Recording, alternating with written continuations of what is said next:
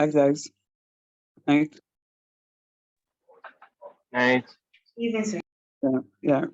So thanks again, Asia, for sending the reminder in the group. I hope it was you or whoever did it. Yes, sir, it was me. Okay, thank you, Honey Bunches. Good of bath. I'm here. I'm actually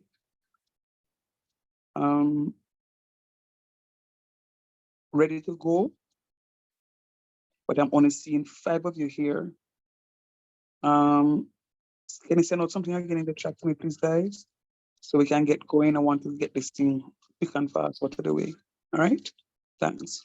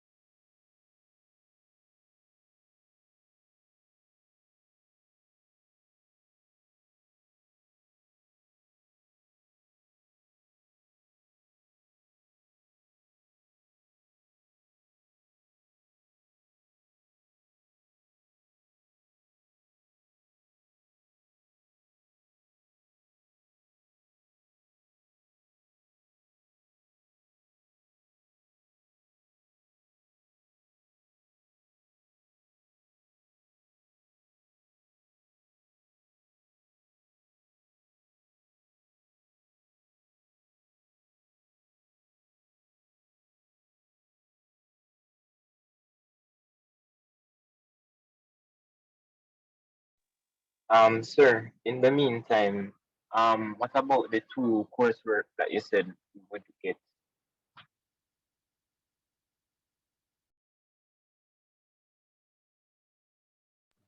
Yes, Paz. Thanks for reminding me. I have them, and I want to talk one time so that the others can hear it. I have them to project, so fret not. So I'm just waiting for the others to come in so I can talk to you about them. One of the things I'm going to say to you is, anyway, when they come in, I will do that. But I have them, and as I said before, they are smaller than the others. This one that is in here now. So just give me a minute here, Papa. Alright, Sir, sir, no problem. so I have a question. So you're going to give both of the courseworks one time? So when the others come in, how many of you here now? There are 7 of you here now. 7, yeah. Yeah, 7 of you here now. And how many in the class? 12. So I have another 5. When you could just turn out 8.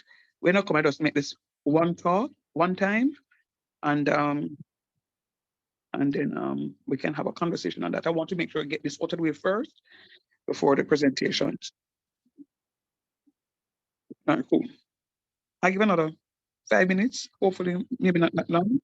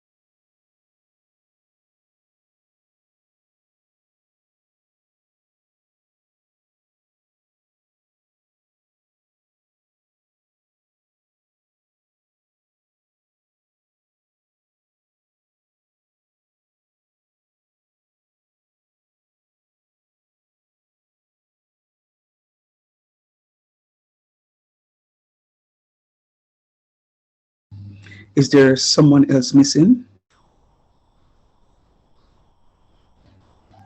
Dowding is not here. Or don't, so it's just Dowding alone? And Janelle and Kylo. Dave, yeah. Rockstone so much. All right, so guess what?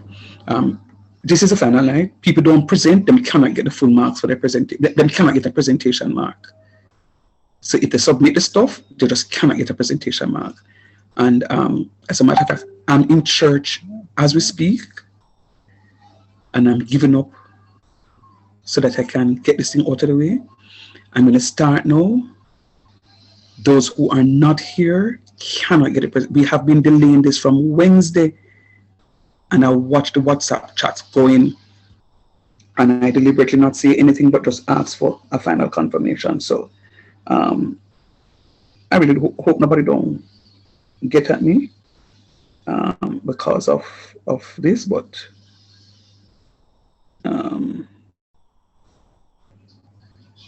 they can get the other marks, but they cannot get the presentation mark.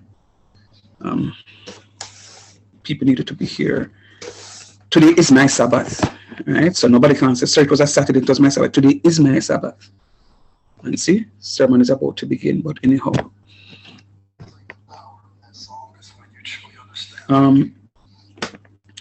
Let me just get some housekeeping out of the way first. So Paz spoke about, okay, so let me start again. So good evening, everyone. Thank you for sacrificing, to come on out. So it is that we can get what it is that we need to get done up and out of the way. Trusting and hoping that you guys are fully prepared for your exams. I'm not worried about you about, oh Lord, I'm not worried about you about this exam.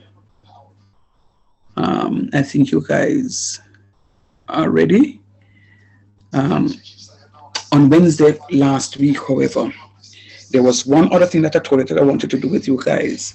Didn't get the chance to do it. So what I had to do was to sit and rewrite a different piece of work, so at least it is covered. Now, what I want you to all consider doing, these two pieces that I have for you are two smaller pieces. I want you to start working on these two pieces simultaneously in earnest, because the preparations for these two pieces will help you for the preparation in your exam. Now, what am I saying to you is, you may very well go into the exam and get a question on this. You would have already had your information out and ready, since it's an online exam that you can deal with. So where am I? I'm trying to share screen now. So just as a proof, because I want you all to. So why am I not seeing it? I want you all to believe me when I speak. I believe that I'm a person that is credible. Are you seeing my screen? Yes, sir. All right, so let me just read what it is that I have. For coursework 1, you're not doing coursework 1, but I put it there because I wanted to know that I had done this. I had done this, when I look at it, I had done this a couple of weeks ago. But, the Spirit of the Lord, I just didn't send it off, even though I remember Venica was asking and some other people asking, but I just didn't send it off. And now I know why the Spirit of the Lord was delaying the send-off stuff. So it says today Kingston Harbour is severely polluted by sewage, solid waste, and industrial effluents. An estimated 20 million gallons of untreated or poorly treated sewage is discharged into the harbour each day. And that's a quote that came into a Gleaner article from NEPA in 2021. So I wanted you to write in 1,500 words a response to NEPA outlining some possible sources of the pollutants and indicate the measure you will put in place to mitigate the continuous daily discharge into the harbor. That I won't give you again. All right? I won't give you that again. We started on minerals. We went through all of this. I want to just concretize this. So question 2 and 3 is what it is that you're going to be working on. So, and there are 10 marks each. As I said before, question 1 you are not doing. All right? So question 2, I want you to find a mineral and to identify the chemical composition of any 3 types of minerals from those lists: halite, calcite, silicate, and we went through some of those already. So that's an easy 1, 2, 3 for you guys, or it should be an easy 1, 2, 3. Let me hear what you think about that. Do you think that is an easy 1, 2, 3? Yes, sir. Yeah, man, it's not bad. We've gone through that already. Now, this other piece now, the question 3. So what I was going to give to you would have been questions 1 and 2. I had to write question 3 today because this would have been the final thing in class on Wednesday prior to the presentation, but didn't get a chance to. So what I want to do is to explain the term rock cycle, and it's not a hard one either. I want you to explain the term rock cycle. Find a definition. Give me a definition of rock cycle. And then there are some terms that I use to refer to the stages in a rock cycle: cementation, lithification, transportation, and erosion. I want you to explain the significance of each term in the rock cycle. Do you think that is a difficult thing? No, sir. It isn't. I'm telling you, it isn't. It isn't, right? So you're going to find for me a definition of the rock cycle. I give you about a couple marks, 2, 4, 6, 8, 10. Yeah, I'll give you some marks for that. It's only 10 marks to the stuff. So, explain what the rock cycle is.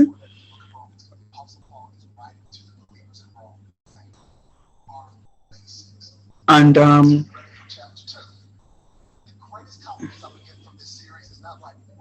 no, but this is a repeat ceremony.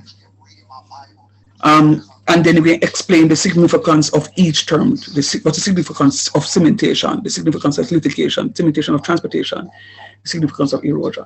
No, that is it. I'm going to send this off to you now with the minus question 1. But I want you to say one thing to you. Oh crap, I have to send it off to something else. I want to remind you on something. Last summer I did a very difficult course with some students, Calculus 2. And I gave them some work. And I said, listen to me, I want you to get this thing done up. And they did it. They all did it. You know what happened in the exam? The question came verbatim. Everybody got 25 out of 25. Like it was 20. They got 20 out of 20 for the question. I'm saying to you, use this as well. Question 2, I've already done that. Write the stuff. They may very well ask you to write about the chemical composition of 2, or even 3, or even 4. If they ask for 4, you already have 3. Can you do that in class? Nobody can tell me that we cheated, because I don't know what the exam paper is like. So I'm giving you this. So this will help you in your preparations for your exam. As also the rock cycle, then if you ever put a question on the rock cycle, you'd have already researched it and have the information that you can do it in order to do the stuff. I am expecting you guys to do very well. I am not expecting to put a failing grade beside anybody's stuff. So I'm just going to ask you to do this now. Your exam is next week. When is it? Monday, Tuesday, Wednesday? Which day next week is it? I think it's Wednesday. Next week, Wednesday? All right. So here what is going to happen. I know you have exams starting this week, right? Ouch. Anybody have any exam this on the 5th and the 6th. On the 5th and the 6th. Where's is the Tuesday? Oh, that's next week. Yeah, but I'm saying, but do you have any exam papers, any exams for this coming week? Not for me, sir. Anybody in the class so far that is present has any exam this week? All right, okay. Silence means no. So what I'm suggesting to you is I want to give you enough time. I don't want to say I want this by tomorrow.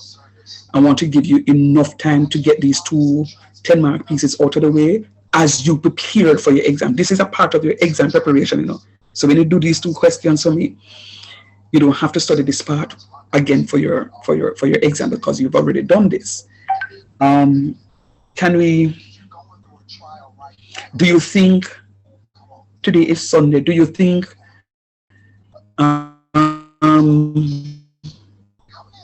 Wednesday, Thursday, Friday, which of the days you think is a reasonable time for me to ask for those papers? Wednesday, Thursday, Friday. Thing is, let me just put it out there. What I normally like to do is to give students an opportunity to have an idea of what they're going into the exam with. So it's 12 of uno and it's 12 papers to read times 2, 24 different things. I need enough time to read so I can give an idea of your final grade before your exam. So with that said, Tuesday, Wednesday, Thursday, Friday, which day you think is good for the papers for the questions to come in? This Wednesday you're talking? Yeah, it has to be before the exam, but I need a couple of days to mark it.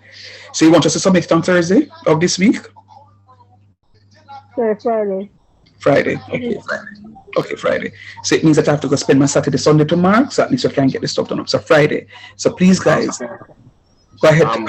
We send it to your email. Yeah. I will give you the information in WhatsApp. I just wanted to just discuss this part of it out of the way now, so we can have an understanding as to what is going to be required, and then we do the stuff. Canvas is down, and it's just a rough period. There are students who are calling me, and I decided that I'm not answering them today because they have exam tomorrow morning at 9 o'clock, and some of them are not registered, and I really feel it for them, and I don't know what to do. So which is why I was asking you the question. Make sure it's all right, so I could have get to sorted out when I went to school last week. But anyhow, enough of that said. I'll get the housekeeping out of the way. I'll send these questions to you so you can start working on them in earnest. Use them as part of your exam preparation. And please, guys, I beg of you, just do what it is that you need to do. Finally, so each of you will score each student that is presenting tonight. I want you to speak about your preparedness. Well, whoever is presenting, each person in the class is going to grade the other student that is presenting. You're going to out of 5, you're going to give them a score on their preparedness / their presentation, their content. What did you learn? Is it something that you never learned, not a thing out of it, or wow, it was nice information, man. The structure of the presentation, were they all over the place, or was it synchronized? Was it concentrated, and the willingness to participate in the group, meaning were they willing to give the information, so I can get this final document, because I still have not gotten this final document, that I requested. So this final document. So you have 20 marks in which you play. Now, hear me out. I have done this before in a class, and the students come to me and say, here the plan. We're going to give everybody 20 out of 20. In a case like that, I throw out those grades. I want honest scoring. And if you and somebody in the class don't talk, it shouldn't mean that you're going to penalize a person.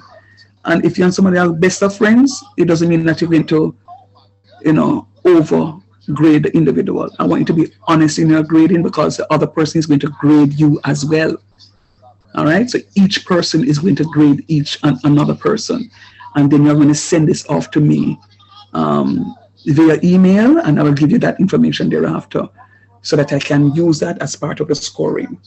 Okay, so with that said, I'm done. Are there any questions so we can get into the presentation? Not from me, sir. Sir, when would you like the document portion of this project? Of this project? We're going to present now. If you can send it to me now, I'll be appreciative. Okay, sir. And this one, the one we're going to do next week, does it require a presentation as well? These 2 questions? Yes, sir. No. These are individual papers. No presentation.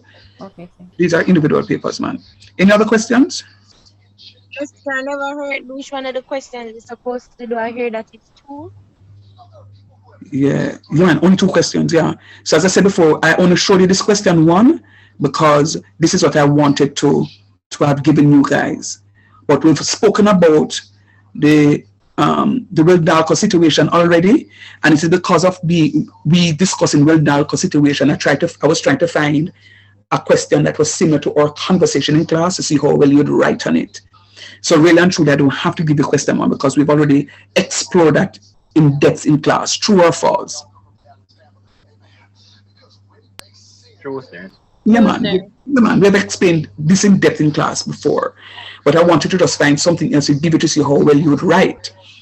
But because of what is happening now, questions 2 and 3, I'm going to send off questions 2 and 3 for you in a few, ouch, so that you can have it as also So what it is. question, sir.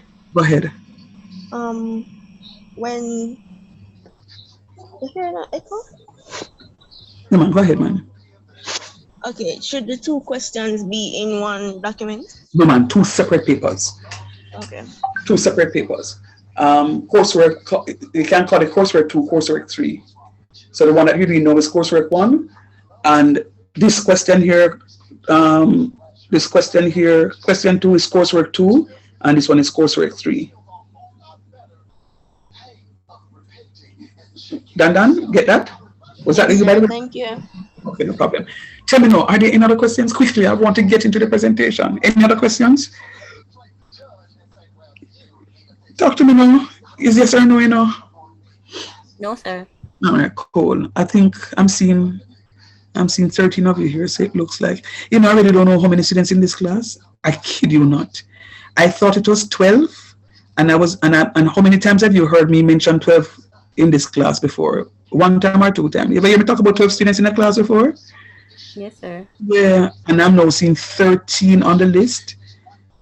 I mean, in class now, and I hear that somebody did drop out. The person is not doing this course. So I really don't know how many students in this course. So I have to sort that out afterwards. All right. So what should I do, Lord? Um, um,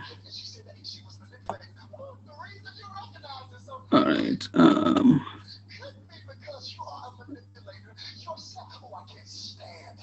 All right. All right. So what I'm going to do is I'm going to send this out because I want you to be able to have this piece here so we can go ahead and do this stuff. So whoever's going to go first, can you get yourself ready for me, please? Let me just send this document.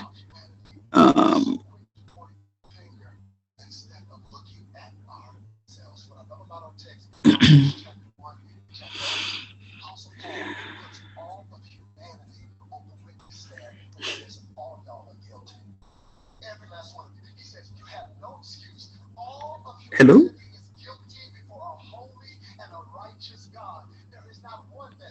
Hello? Did I just end it?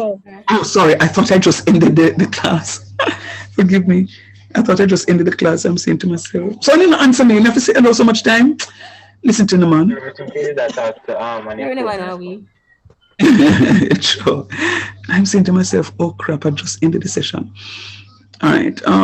Okay. Whoever's going to start, go ahead, please. And just give me a chance to. I'm not sharing. Am I? No. All right. Hold on a minute, please. Let me just see if I can get. Oh, Lord. Oh, come on. I just lost this thing. Let me just see if I can post this thing here.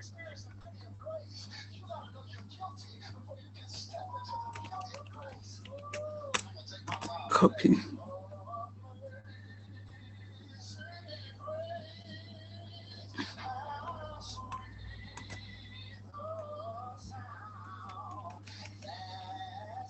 All right, so I just sent the scoring scheme in the group, and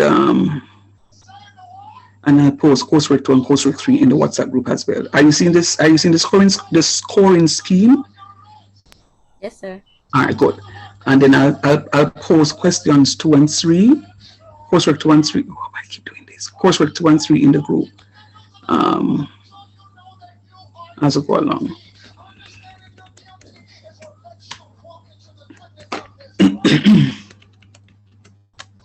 All right, you know what? Before me go forget here, ADDITION additional pieces PIECES. All right, so before I forget, let me just send it out. So I just sent the additional pieces, so you have them now. All right, go ahead, please, my dearest students. Let me just say it again, I'm expecting big things from Uno, So I want a wow. All right. Go ahead for me now, dearest. Good evening, everyone, or good evening, sir. We'll be Leaving focusing on geological energy, and for today's content, we will be focusing on the geological and geothermal energy sources, oil, natural gas, and coal, specifically the formation, occurrence, and the future implications of each. Next will be fossil fuels and conservation and the uses of fossil fuels.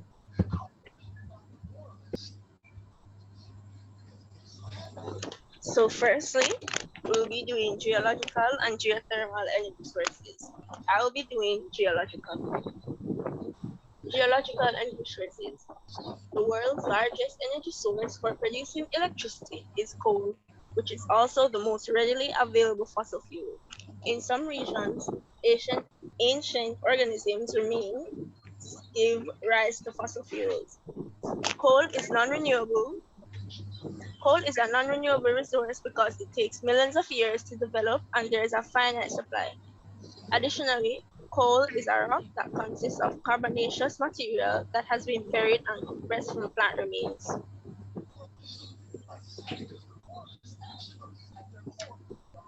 Next is oil. Oil is a naturally occurring liquid that is used to create a wide range of products such as gasoline, heating oil, plastics, and other chemicals. Even the deepest wells that have been developed to extract it have petroleum in them. However, petroleum is a non-renewable energy source just like coal and natural gas. When it is extracted and consumed, there is no way for us to replace it because it took millions of years to form. Oil will become scarce. Lastly is natural gas. A fossil fuel called natural gas is created when layers of subterranean plants, gases, and animals are subjected to extreme heat and pressure over a long period of time. In the form of chemical bonds, natural gas stores the energy that plants originally captured from the sun. Handing over to Alexia. Good evening to everyone on the platform. I'm Alexia Montague, and I will be presenting on geothermal energy sources. So for the geothermal energy derives from the Earth's interior. In other words, geothermal energy is created by the slow decay of radioactive particles in the Earth's core, a process that occurs in all rocks.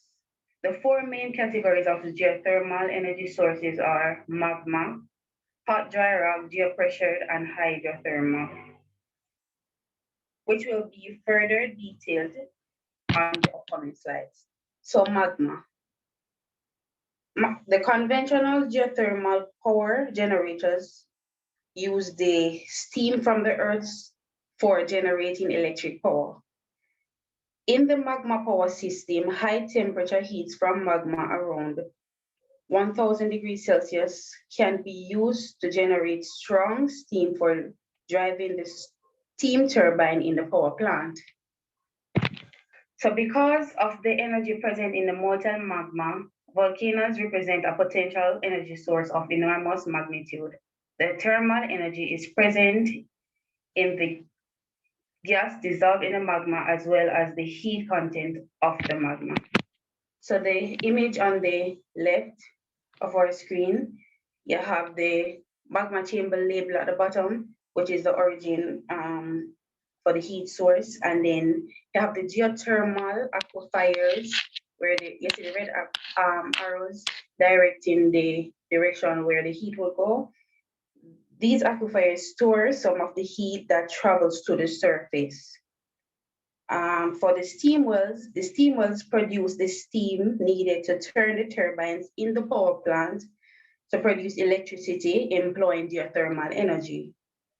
The cap rock here, which is an impermeable formation, meaning it doesn't allow fluid to pass through. And the arrow here pointing, the breaking arrow pointing down to thermal conduction occurs when the rainwater permeates the ground to become hot water.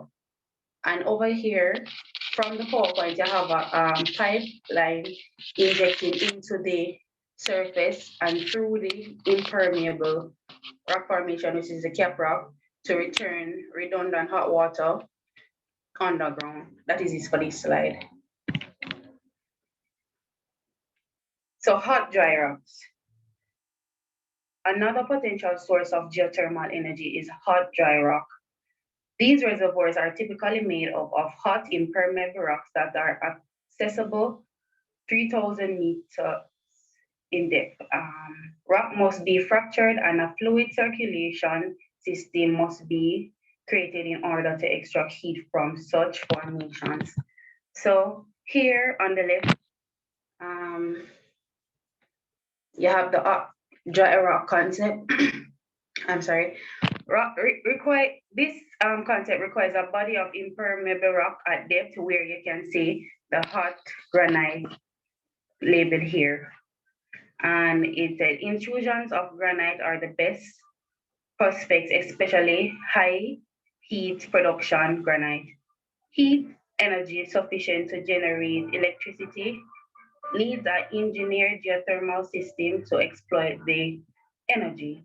So here I have some additional information. So the hot dry rock technology anticipates exploitations of Earth's heat stored in the high temperature and impermeable rock, which, as I said before, is the hot granite in this example. And it is done by artificially creating a fracture system at depth that acts as a heat exchanger and circulating water from an injection borehole towards a production borehole. So here you have the stimulated fracture system, as you said, that is needed in order to have the dry rock concept to occur. And these,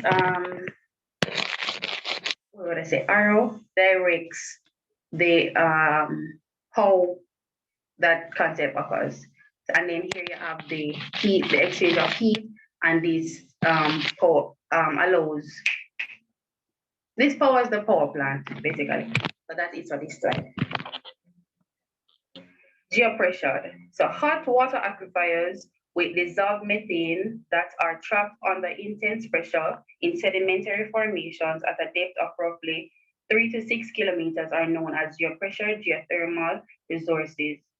Although the so far explored reservoirs rarely reach temperatures above 150 degrees Celsius, temperatures can range from 90 to 200 degrees Celsius. And here is an example of the geopressured geothermal reservoir. That's it for this slide. Hydrothermal. So the process of drawing heat or energy from a large body of water is known as hydrothermal energy. In this context, heat refers to a relative heat content or relative temperature difference rather than a high temperature, as it might be with geothermal energy. As a subset of geothermal energy, hydrothermal refers to heat transfer involving water, either in a liquid or vapor state, hence the term hydro. So here on our left, you have an example of a hydrothermal geothermal resource. So you have the heat source, which is the magma, colored in red. Then you have an impermeable rock unit. In dark blue, you have the heated aquifer, the steam well, which the steam would flow to the power point, to the power plant, and the hot water is extracted and used for direct heating or electricity generation. And here you can see the precipitation refills the aquifers. Thank you.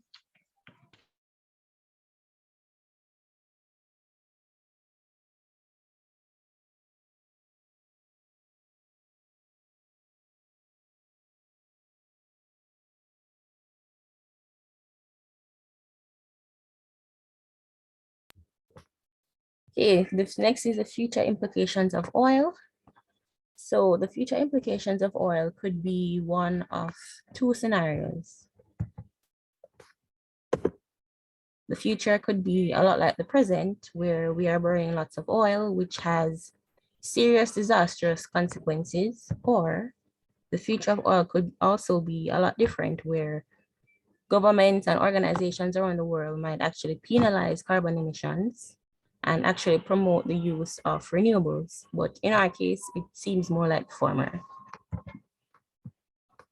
So OPEC, this stands for the Organization for the Petroleum Exporting Countries, which is composed of African countries like Algeria and Nigeria, Middle Eastern countries like Iraq and Iran, and a South American country, Venezuela.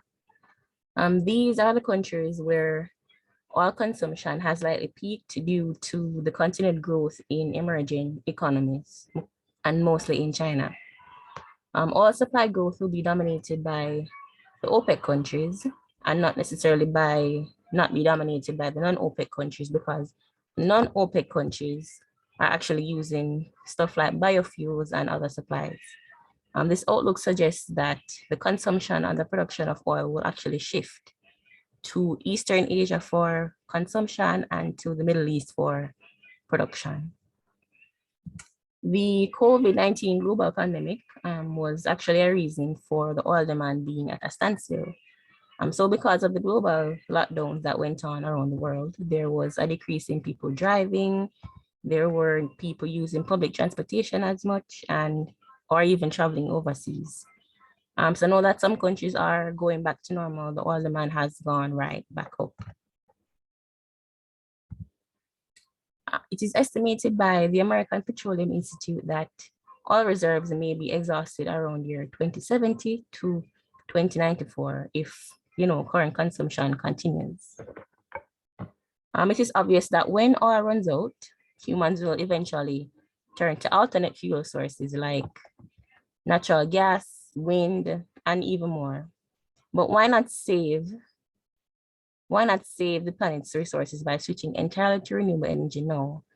We are going to switch, obviously, because humans are adaptive. So why not save the planet's resources, especially if we're not even sure that we will live to see the oil resources depleted? So why use up all of the world's oil reserves just to switch to an alternate source later in life? This, in my opinion, would be a waste of the planet's resources and a gamble with life and the health of the planet. So while we extract, refine, and transport oil and burn oil, we release carbon emissions that can lead to global warming, which results in sea level rise, changing climate, and carbon emissions can also contain carcinogens, which increase the risk of individuals developing cancer. And according to a study by William Nordhaus, it is revealed that a population equivalent to that of Germany, which is 83 million people, could be killed by the year 2100 because of the rising temperatures caused by greenhouse gas emissions. And this study was developed after the US and Canada actually endured record-setting heat waves that led to deaths of 100 or more people. So all this heat we're feeling, with every summer that passes, we feel the heat getting hotter. It can't be for no reason. This is most likely due to climate change. And this image on the right is depicting cooling stations with people that go there to temporarily deal with the health effects of a heat wave. Oil is mostly known as the source of power for our vehicles, which everyone knows. And with everyone these days owning a car, to reduce the amount of carbon emissions, simply walking, cycling to your destination, carpooling, taking public transportation, and simply just staying at home or not leaving when you don't need to is a good step in the right direction. Also, the use of smart cars, which don't use a lot of energy, hybrid cars, which are gentler on the environment, and electric cars, which don't utilize oil at all, are ways to limit the amount of oil we use.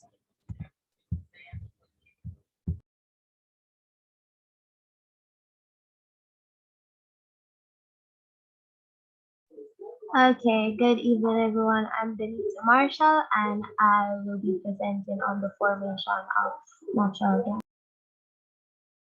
So, What is natural gas, you may ask? Natural gas is a fossil fuel which is formed from decaying plants, animals, and microorganisms that lived millions of years ago.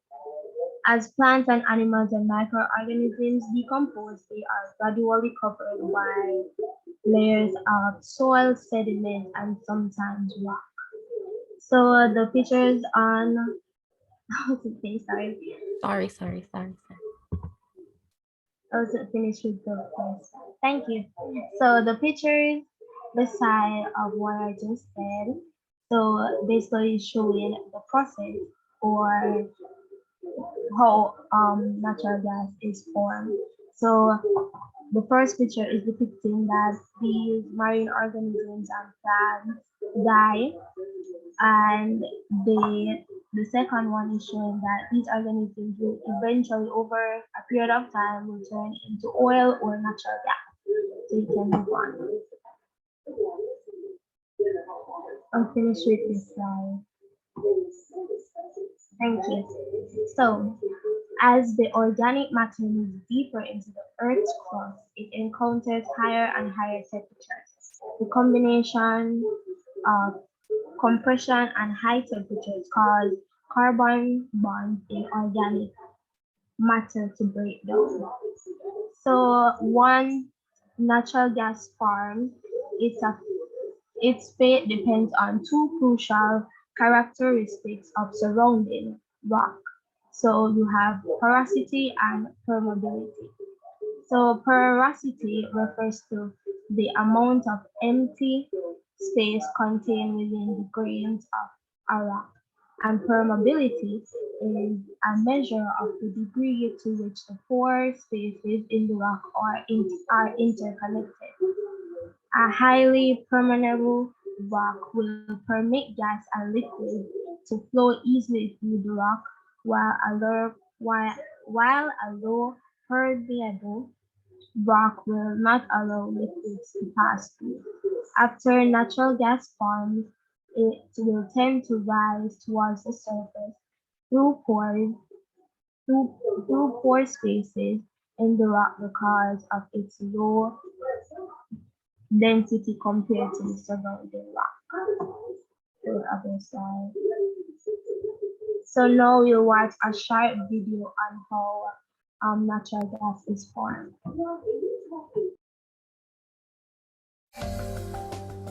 Where millions of years ago there were sea basins, today we find natural gas.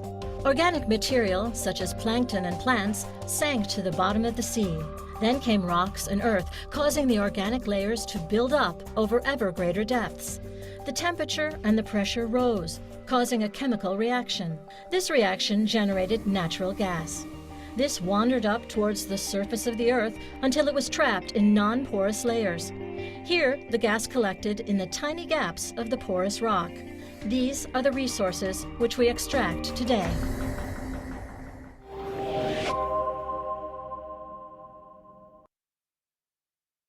Okay, that is all for information of natural gas.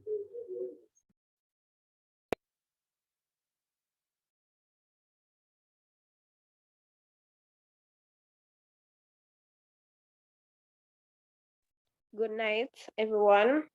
My name is Carol Campbell, and I will be presenting on the formation of coal. Now, coal is a solid black, readily combustible fuel, and most of them come from the remains of prehistoric plants or animals by the process known as carbonation.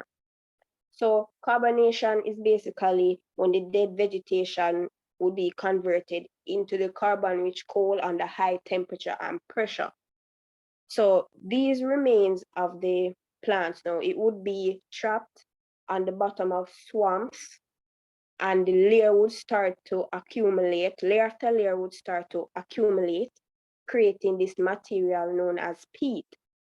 Now, peat is not a coal, it's a spongy substance, it's a spongy material, and this peat would be buried further underground, and because of the high temperature and the pressure, it would be transformed into coal. Now you have 4 stages in coal formation: peat, lignite, bituminous, and anthracite. You can move on to the next slide, please. Thanks. So, as I said before, peat is not a coal. So this picture shows the stages, the different stages of the formation of the coal. And as I said, peat is not a coal, but an organic substance, and it is formed due to the partial decomposition of dead matter. Lignite is known as brown coal. It's a dark brown matter. It is formed when the peat undergoes increased pressure, and it will still have traces of plants in it. It's only used when efficient fuel is not available. Bituminous is known as soft coal. This is formed due to added pressure, and this is where all the traces of plant life will disappear. It is used mostly in industries as a source of heat energy, and it is a most abundant fuel. Anthracite now, the last coal formation. It's known as hard coal. It is formed as a result of the combined pressure and the high temperature, and it burns with short flame and little smoke. So basically, the greater the pressure and the heat, you get a higher rank of coal. And the higher ranking coals, they tend to be less denser, they contain less moisture, gases, and they have the higher heat value than low ranking coals. You can move on to the next one, please. This is a video on the formation of fossil fuels.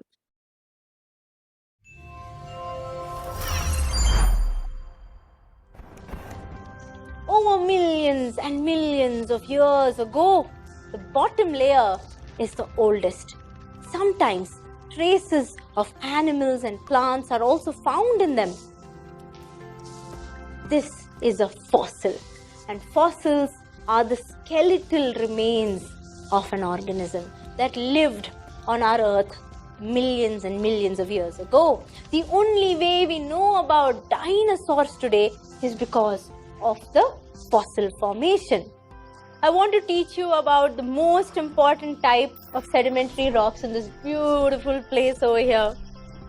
Millions and millions of years ago, the earth was filled with a lot of such thick green forests growing in swamps.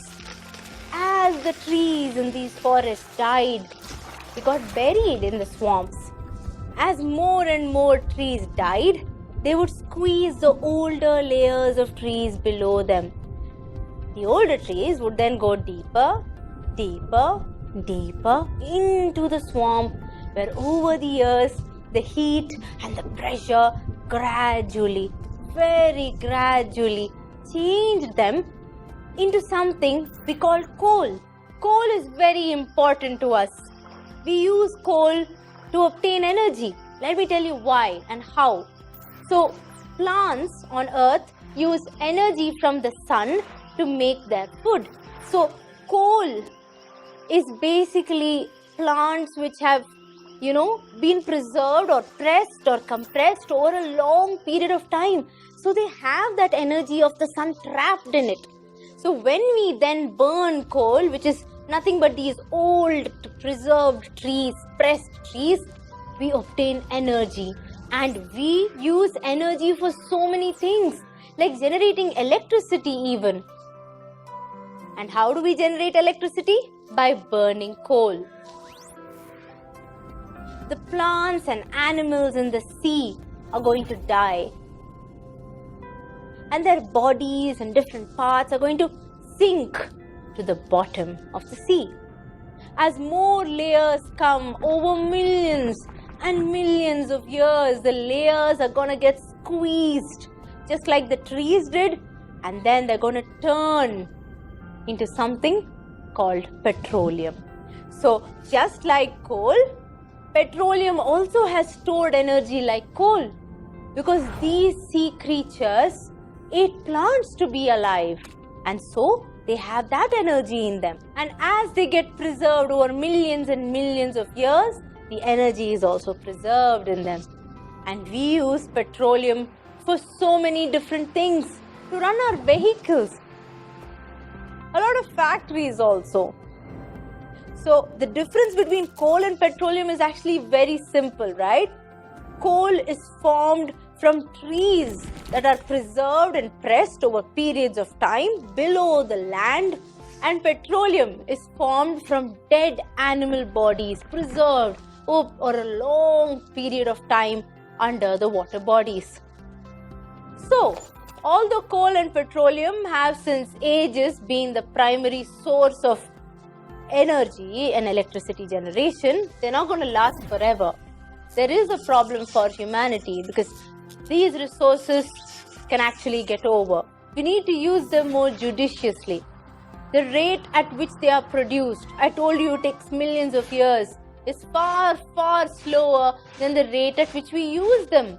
In fact, at the current usage rate, petroleum is just going to last another 100 years and coal maybe just another 250 years if we continue burning it the way we burn it today. Another thing is that burning coal or petroleum, we call both of them fossil fuels, it causes a lot of air pollution.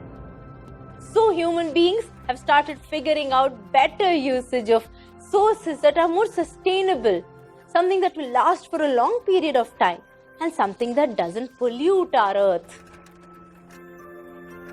Where would you look to for energy? The sun.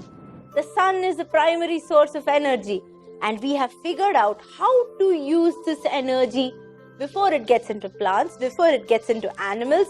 So we have solar cookers now that can cook food by just using sunlight directly. So all that needs to be done is focus the light of the sun on the food container. Similarly, we have solar cells that can convert energy from the sun into electricity. Even street lights can run on this electricity. If you like this video and want to watch many And this concludes the formation of coal.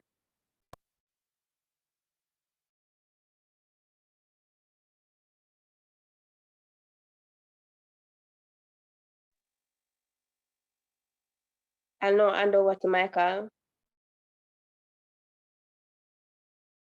Are you hearing me now? Yeah, hearing you now. Okay, perfect.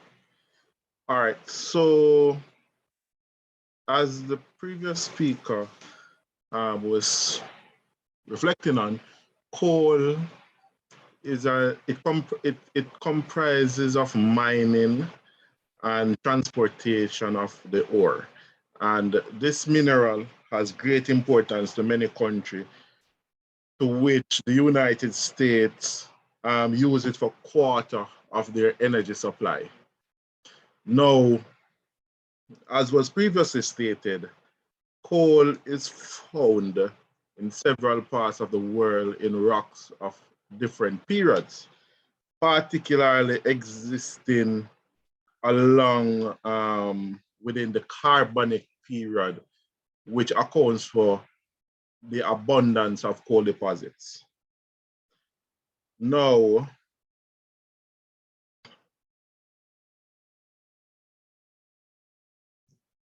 the deposit consists of alternative sandstones.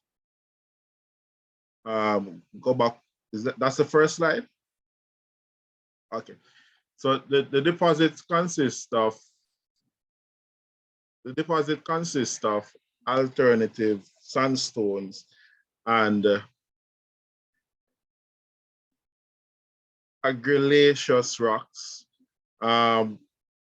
with occasional seams and beds. Yeah, man, it's correct, it's correct. With occasional seams and beds and bands of coal and ironstone. Noticeable, the sandstone has variation in textures from the finest grains of rocks to conglomerates, which are formed from cementation of different types of rocks in the area. Next slide.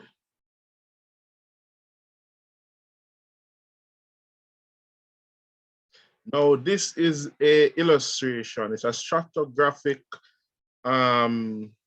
diagram showing the alternative layers of red clay, yellow clay, siltstone, and then you have a formation of coal at, say, 0.3 meters, and you have a next bed of rock and of siltstone, then coal, then silt. So you have the alternative deposition of rocks, which help to compress the decaying matters and which ends up forming coal. Next slide. Now, the argillaceous rocks consist of thick beds of plastic clay, and argillaceous is really a sedimentary rock composition of clay grade particles. And as we know, clay is roughly 0.0, well, clay is 0.002 mm in diameter. So you can imagine how fine those particles are. Now, these are more frequent in beds of celestic clay, which are called shales. The structure of the shale is exhibited in numerous color, hardness, and fineness of grain, and mica in vast number of vegetation imprints between the luminance. Next slide, please. Now, this is a deltatric layout of coal deposits. So as you can see, we had two diagrams. The first one illustrating the deposits of different sediments and the clay forming in between. However, this is a delta formation where, as was previously explained by the speaker before me, that it starts at peat. So peats tend to form along river sides where you have the decaying vegetative material. And over time, as that compresses and it ages, you have these wonderful formations, which can be mined for coal for exporting. And these come in various thickness and hardness, as was illustrated in the formation of coal. I now hand over to the next presenter.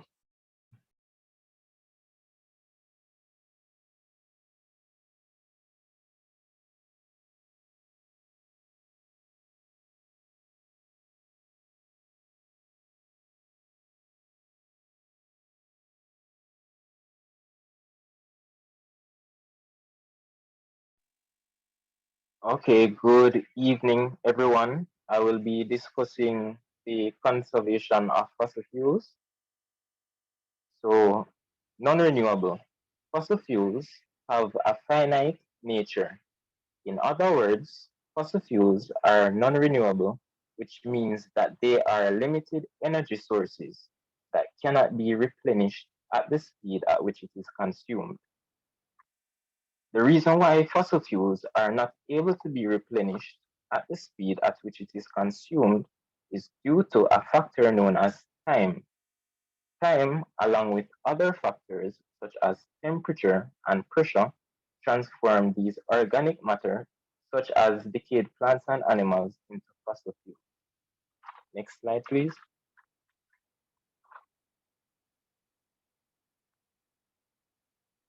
With that being said, fossil fuels should be conserved through the use of alternative energy sources.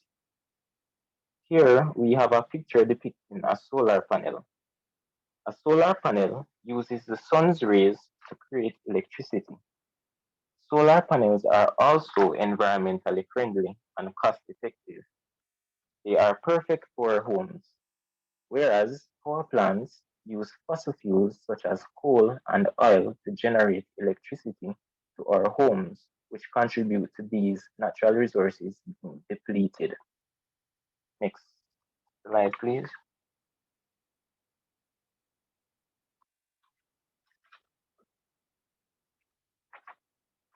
Plastic products are made from petroleum, which depletes our oil supply that we obtain from fossil fuels.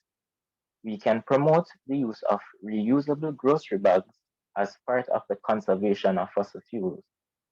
In addition, the use of reusable grocery bags contribute positively to the environment by saving trees and reducing greenhouse emissions. Next slide, please. I will now hand over to the next presenter, Kyla.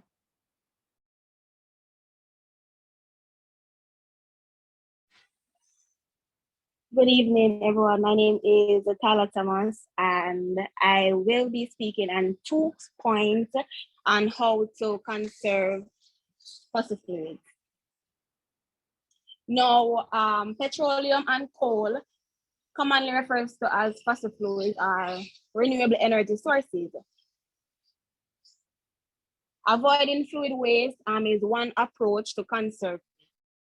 We can reduce petroleum and coal. We can reduce them by switching to other energy sources like wind energy, natural gas, solar energy, and solar energy. Yes.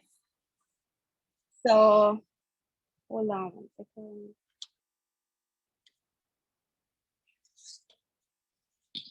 Yes. In many cases, coal are replaced by natural gas plants, which is natural gas. We are talking about methane. Now, methane burns more effectively than coal. It is a better option, meaning it is a much carbon cost wise and also air pollution wise than coal.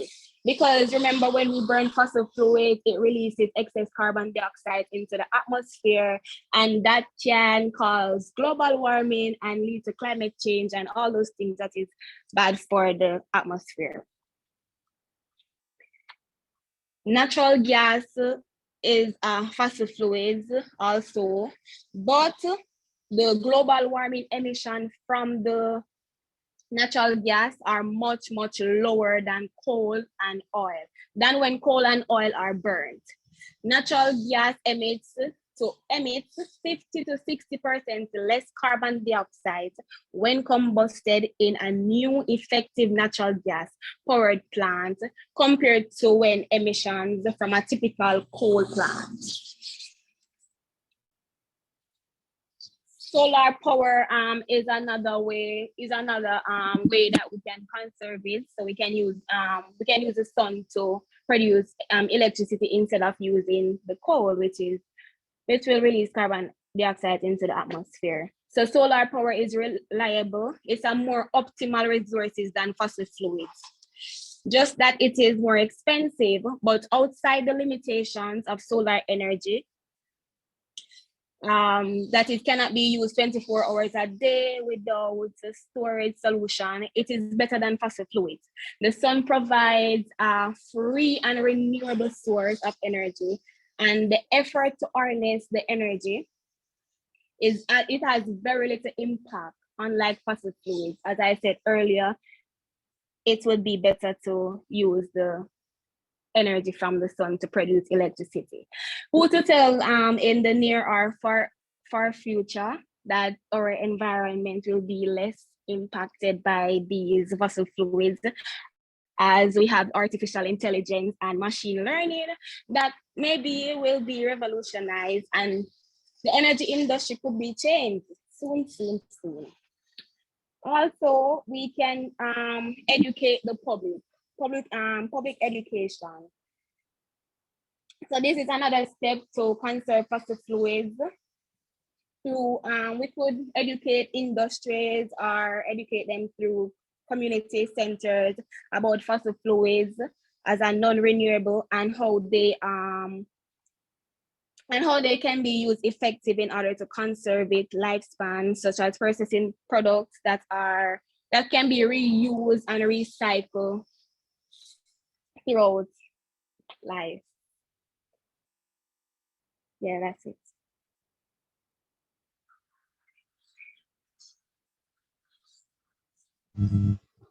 Good evening, everyone.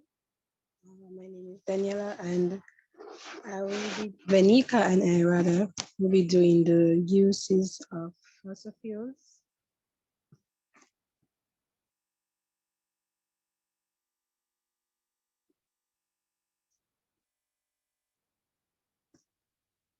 There's something I'm not sure.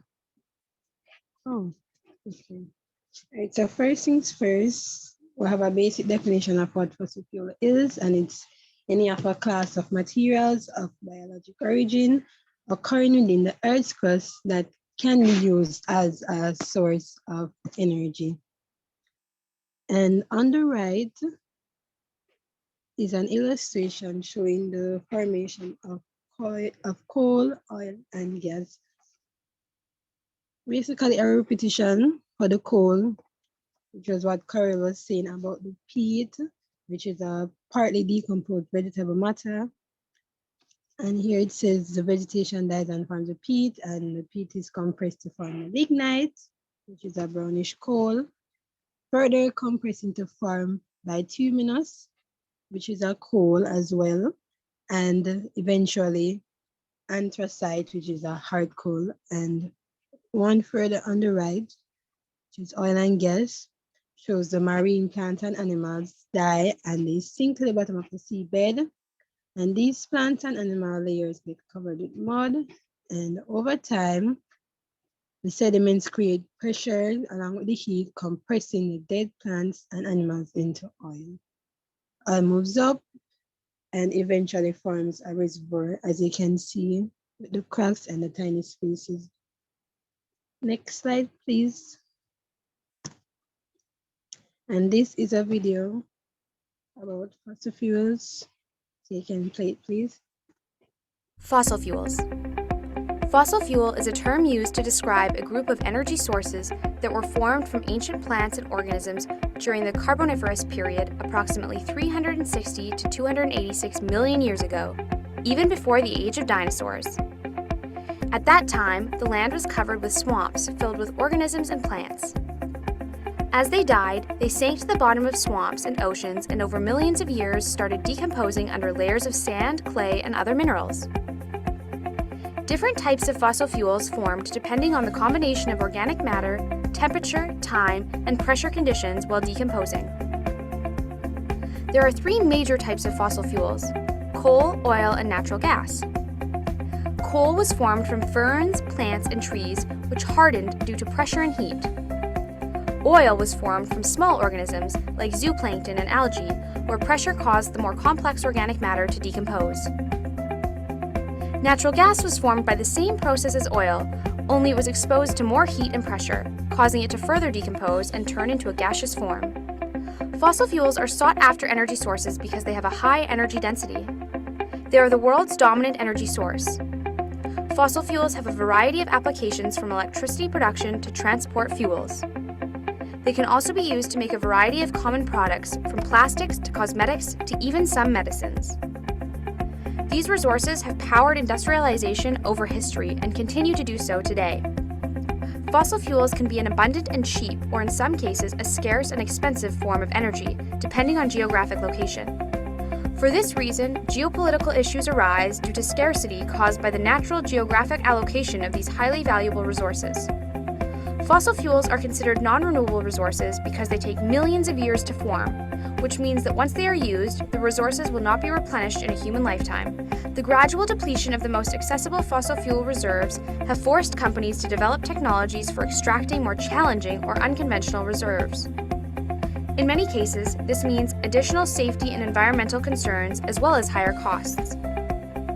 Fossil fuels are also the largest emitters of carbon dioxide, a greenhouse gas which causes climate change. In addition, their production causes both environmental and human health issues.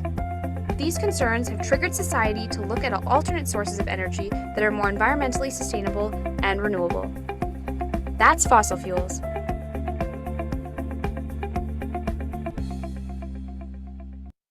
Fossil fuels.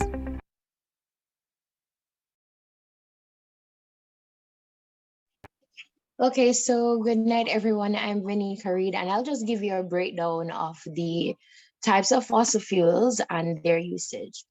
Now, the usage of fossil fuel or the reason why they're used is dependent on their state. So, oil, you classify that as a liquid, coal to be a solid, and natural gas, as its name states, a gas. So, firstly, we'll look into oil. So, this is used to generate electricity. It's also used through transportation as fuel for automobiles and jets, yes, cars and airplane jets, etc. The byproduct of oil is used to produce chemicals, plastics, lubricants, stars, waxes, medicines, etc. And we can say that through the different presentations from the speakers, we see where these usage were mentioned. Different fertilizers as well as pesticides are made from either oil or its byproducts. Now we'll move on to coal. Being its solid state, it's used to generate electricity. It's used in electrical utilities.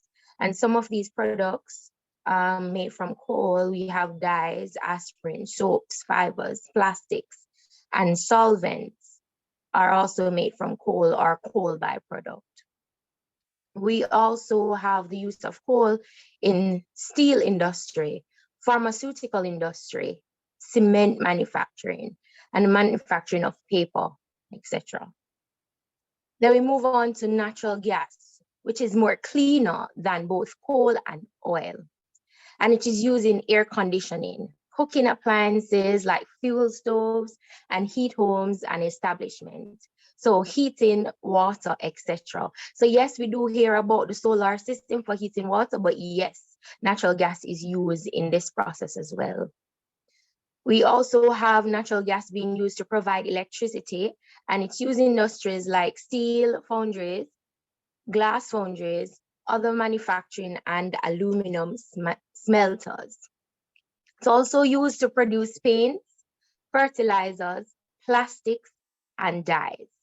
And it is used in transportation as compressed natural gas, which is also known as CNG, or liquefied natural gas, which is known as LNG. And from the video, we were able to identify the usage, and it also brought us back to different conservation methods. So thank you so much for listening to our presentation. I now conclude and I say good night. You can see your references. Thank you.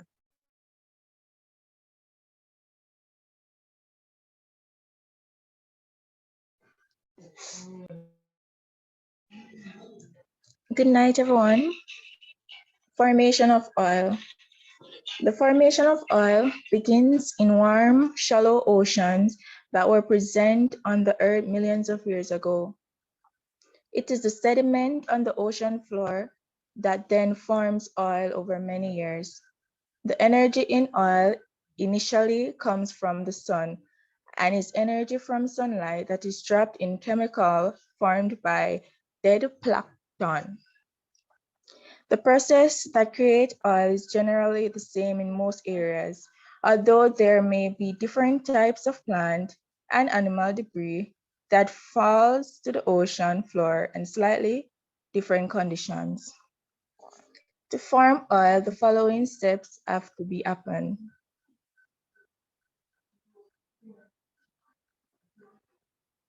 Steps in forming oil.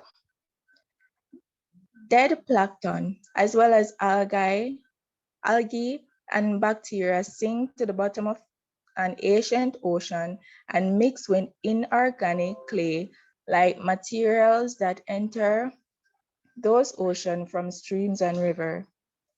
This creates an organic rich mud. This mud cannot be exposed to much oxygen, or else the organ matter in the mud would be decomposed by bacteria and disappear quickly. Therefore, environments where oil can form are known as anoxic environments. Before this organic matter is destroyed, it is buried by more sediment and lithifies, becomes sedimentary rocks, creating organic shale. If this shale is buried between 2 and 4 kilometers, its temperature increases due to its location in the Earth's interior. This increase in pressure and temperature of the shale transforms it into a waxy material known as kerogen. Shale that contains this material is known as oil shale.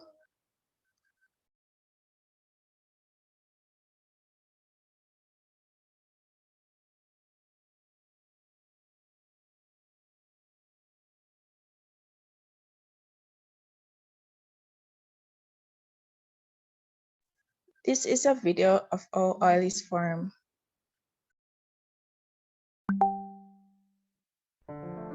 The fight against climate change is a global challenge. Died and settled on the ocean floor.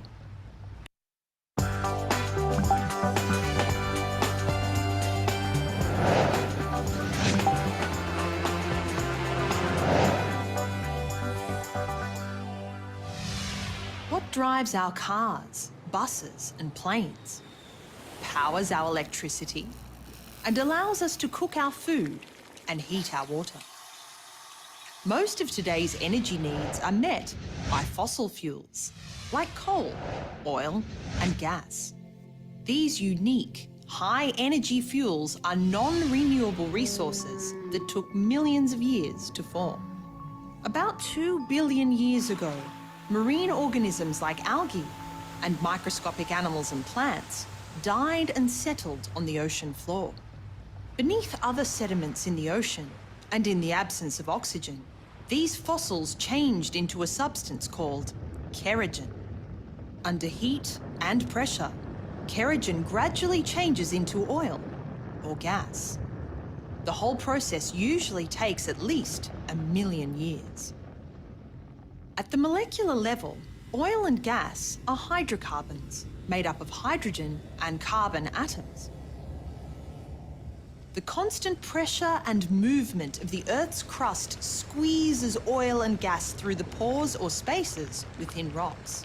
Some oil and gas reaches the Earth's surface and seeps out naturally into land or water. Often it is trapped beneath the surface by impermeable layers or rock structures, like faults and folds.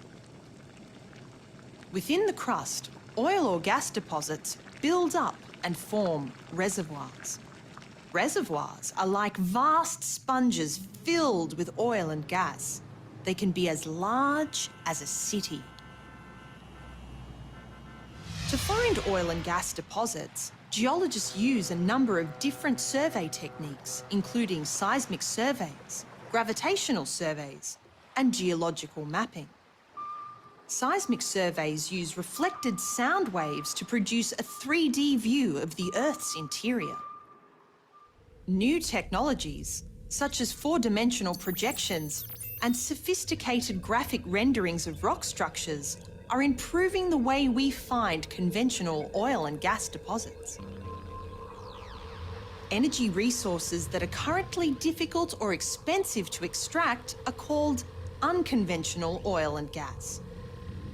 In a world with limited energy resources, people are looking at more efficient ways of tapping into unconventional oil and gas, or at alternative and renewable sources of energy from biofuels or the sun. What do you think will be the energy sources of the future?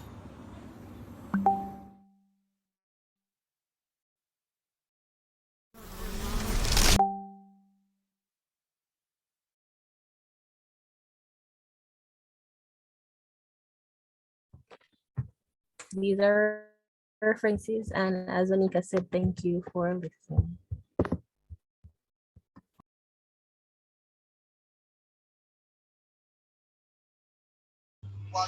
All right, thanks, guys. Very informative, and one of the things that I would say to you is that the you sound like students who are reading for a degree, and it brought back many memories of me being in first year of university many years ago. And I congratulate you. I congratulate you for a job well done. Remember, you need to score each presenter, send that information off to me so that I can do my own tallying. As I said before, the presentation was well thought out. I am proud of you. The recurring decimal that came from it was the formation of coal and fossil fuel and oil and the whole stuff. That I'm pretty pleased with. I'm trusting that you guys learned from the whole presentation, the preparation of the presentation. I, however, now have just maybe one or two questions for you as a group. And having done the presentation, what if you were to advise, say, the government of Jamaica on the use of alternative energy? What would you say? And I want different ones of you to respond to me. Sorry, you can repeat the question, please? I'm saying to you, having just presented, and you are now to advise the government of Jamaica on ways in which to engage in alternative energy sources. Which alternative energy sources would you recommend and why? The solar energy. So they could promote the use of solar panels for solar panels and also use of wind energy. But we can start off with solar panels for homes, even though it might not be so cost effective when you buy it, but years down the line, it will be cost effective in the sense where you won't have to keep on paying for electricity, and it also reduces the amount of fossil fuels that you use. But in the plants, the power plants, yeah. Okay. Everybody agrees? Yes, sir. So everybody will say solar energy? Yes, sir. Yes, sir. Okay. I would also recommend No, sir. Can't say solar. Okay, because I mean, what if the government of Jamaica decides, and I'm going to geothermal? Okay, fine. Now, so we need to have a conversation. We need to have a conversation. So solar, we hear solar. No one here. No, sir. Geothermal. Let me hear why you said geothermal. All right, so sir. And why not solar panel? All right, so solar panel has several issues. And speaking from experience, solar panel tend to have a limitation in terms of charging capacity. You can't really store the energy. You only can store what the capacity of the battery will allow you to store. So it means that you need to get more batteries then. Well, you have more batteries. Yeah, where you got space, you're gonna need more space for the batteries and more money. More money to purchase batteries. Mm-hmm. But it has its drawback, mm-hmm. and it becomes quite expensive over time. Mm-hmm. With the geothermal, the government would be able to have a energy solution that would, one, be renewable, mm-hmm. in the sense that you're using the Earth's own heat energy mm-hmm. to generate electricity. Mm-hmm. Now, by doing so, you would eventually cut back on the cost of using fossil fuels, which mm-hmm. are finite. Mm-hmm. Them done. Mm-hmm. While once the Earth still exists, you will always have that convection current, that heating system that will continue to generate the heat required. Mm-hmm. It is far safer in terms of less damage to the environment. You don't have a lot of mining. You don't have spillage. Mm-hmm. Once the plant is run properly and you have a proper cooling system, you are able to utilize this this energy source indefinitely. Okay, fair enough. So I hear your pause. I hear your Mikey. Now, I don't like the term devil's advocate because I don't call people devil, but I hear your limitation with the solar and you're saying geothermal, but hear what now? You're going to need turbines, true or false? True. Yeah. Do we have the land space for these turbines? So you speak, and guess what now? Hold up. I don't want anybody to I don't want I don't want anybody to think that I am categorizing hierarchical stance, which is best and which is not good. That's not what I'm doing. We're looking at the do's and don'ts, and then I'll come back and wrap up everything. So I hear you. I agree with you with the solar panels. Even though, yes, there are persons who can afford the solar panels, there are people who, funny story, I was having a conversation with a family member just yesterday on the use of solar panels. And in order for you to really capture, so it has its limitations, as Mikey said. You can only get the sun when the sun is out. So if it is that you're going to be using a washing machine or a dryer or your air conditioning unit, it is best to use those when the sun is shining. So at least as the battery is depleting, it is charging. Now, if you use those heavy equipment when there's no sunshine, you're going to deplete your energy sources, and you're not going to have any energy during the course of the night. So it depends on your storage capacity. So the more batteries you have, the better off for you. Batteries are expensive. One of the conversations we're having is the emission of these radioactive rays from these batteries, how safe they are, So the point I'm making is when we make a recommendation for one thing, we have to, anybody ever watch commercials on television about taking this medication? It is good for weight loss. Side effects. 100 side effects. A million. 1 million, which 100? 1 million side effects. And then you can say to yourself, but can I do all? And then you say, you just kiss it and say, Jomina, take it. And this is why I'm not saying you're not supposed to do it. But if I have a headache, I will run that headache for 3 days. My headaches, I don't even like calling the name because I've been struggling with a nagging one from Friday.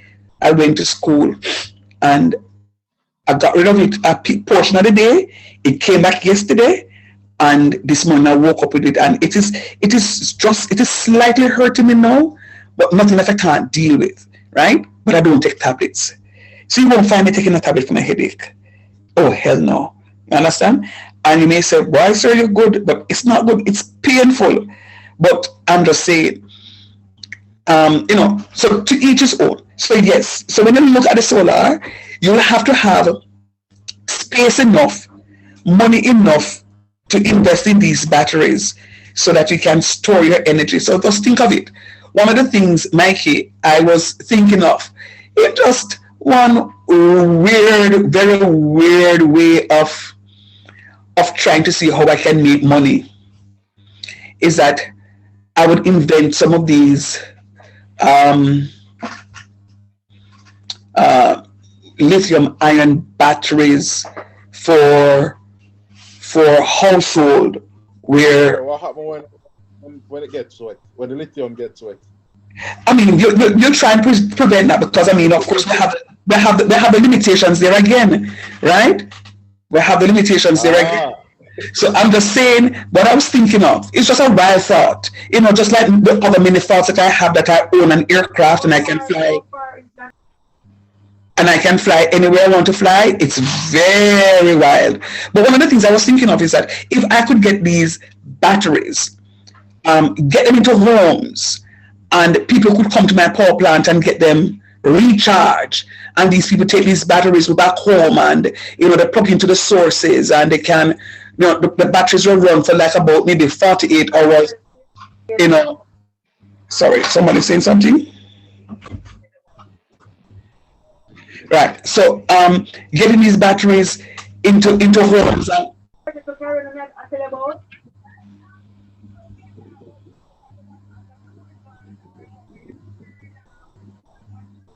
Yeah, that one that we're 13 and come up the road and stuff.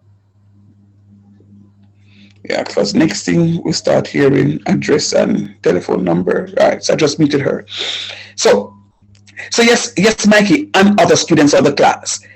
So I was thinking that if we could purchase, you know, or manufacture these, you know, like when you have your 5 gallon water bottle, and when it's finished, you go to, you know, the store and you refill, or you buy something similar to that. So what could happen is, you know, the companies will charge these batteries. You take a battery in, and it is exchanged for another battery that can last for however long, depending on the amount of energy you're taking from it, of course. Because, you know, if you plug in your cell phone and you watch a lot of videos, it is going to run the battery down quicker than if you maybe just answer a telephone call or two. So it depends, right? And then you have these charging ports that you could have. So in my headspace, I was like, wow, that would be good, because at least, you know, we lessen the dependence on petroleum. But of course, one may say it is exclusionary because it is going to cost quite a bit of money. Let us go to the geothermal. I agree with you. Where you're utilizing it is renewable. I mean, within the earth, when we look at the structure of the earth, within its core, you always have temperatures ranging up to 6,700 degrees Celsius. Very hot temperature right throughout, right? Renewable. It is there. Can't escape it. It is going to be there, that we could always utilize. But for you to put these turbines into place, you tell me where in Kingston you're going to find that landmass. Yes, you can find it in St. Elizabeth. You can find it maybe in Westmoreland. You could possibly find it in St. Anne. Show me where in Kingston, for Kingston and St. Andrew. Sir, Kingston is built out, you know, so we wouldn't necessarily want to add such a structure there. But remember, you know, the old harbor plant that was constructed 2007, thereabout, between 2005 and 2007, that plant has turbine operated. Sorry, my internet just came up, Mikey. Go ahead again. Start again for me, Mikey. You heard what I was asking, Mikey? Yeah, I did hear. Okay, go ahead. With Kingston, I wouldn't necessarily put the plant in Kingston. Fair enough. I would the Old Harbor Bay plant that was constructed. It is driven by turbines, and the sea is used as a means to cool the turbines, keep them cool. That area has vast land that can be utilized, and the power can be connected to the grid, and we would have solved that issue. To our existing grid. Go ahead. I'm just saying to our existing grid. I agree. Yeah. So that I don't see a problem where with the location of the turbine. Even our hydro plant in Magati, there are areas that we could facilitate the turbine. Yeah. All right. So let me ask you now, and I'm not in disagreement with what it is that you're saying, but let me ask you just now. Is it similar to how we have these cell towers where but where it's not good for you to make a telephone call to drive into Kingston? Be on a telephone call in ultra radius and try drive on the highway to come in with that telephone call. I don't know if it's something that they put there because they don't want people to be talking on cellular phones on that highway that these guys really speed on. They don't drive at 80, which is a speed limit. But it becomes increasingly difficult to use a cell phone while doing that. So I'm saying this to say to you, Mikey, irrespective of what it is that you're going to be saying, the more turbines we have is the more electricity we can produce, because some institutions, and you find them quite a lot in Kingston, generate or pull more electricity from JPS than other places. You talk about the manufacturing industries. The bauxite companies, yeah. So if you look at the food industry, Grace, Lasco, but I was about to say Windalco, but it's not Windalco. But the other one name that had Wisinco, right? Grace, Linstead Market, all of these manufacturing companies, most of which are in the Kingston St. Andrew. Yes, you may say some of them in Spanish Town too, but for the most part is within that general area. They suck a lot of energy.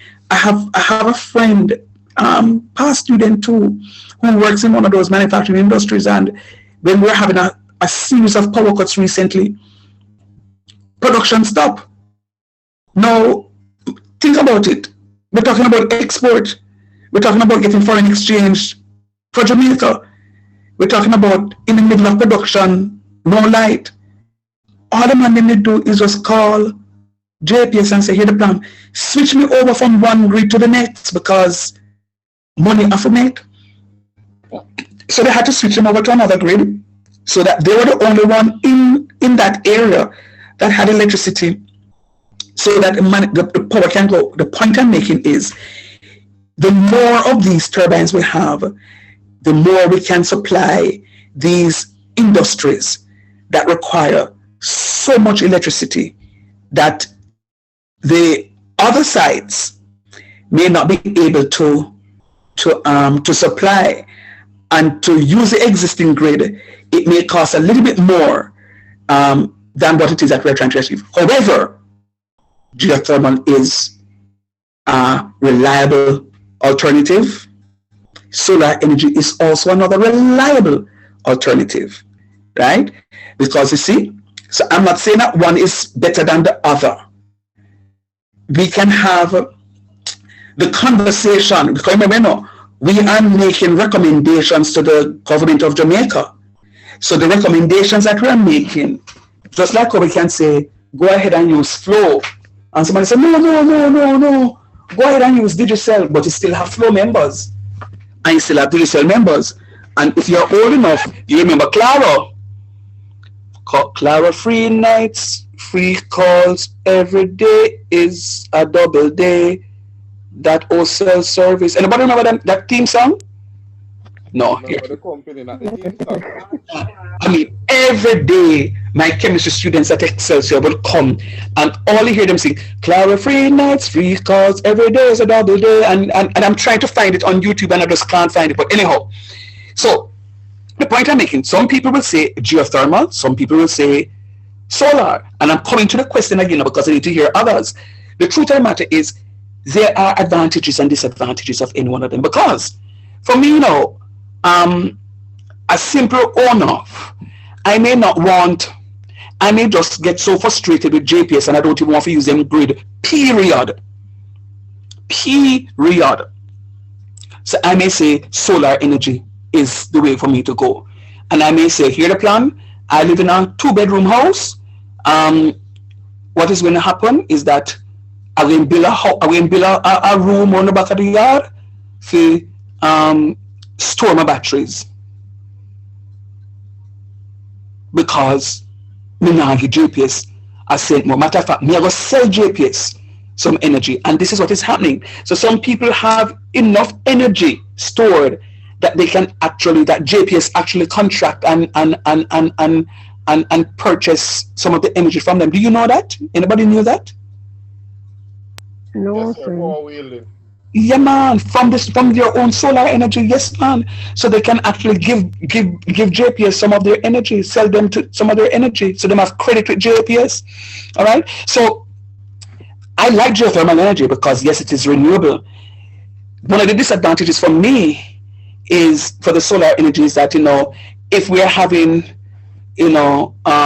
hurricanes and storms and there is just not enough sunlight because of climatic changes or weathering, it poses a challenge. So we'll have to find some alternative usage of Sir, I can give you a personal example of that. Go ahead. So by the farm, there is a lot of rain. A matter of fact, since June there have been rain, having daily showers.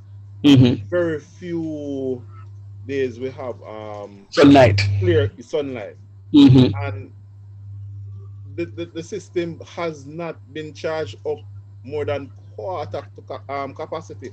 I believe you. And it's frustrating because if I should even just turn on the perimeter lights, it will be dead in a few hours.